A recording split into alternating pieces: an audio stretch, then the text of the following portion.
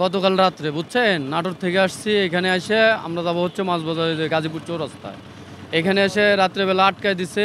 আটকায় দেওয়ার পরে আমরা বলছি যে আমার মাছের গাড়ি, খাদ্যদ্রব্যর গাড়ি, আমার গাড়িটা আপনি পৌঁছায় দেন। ওনারা বলছে না, এই গাড়িটা যাওয়া যাবে না, মাছের গাড়ি হোক আর কোনো গাড়ি যাওয়া যাবে না।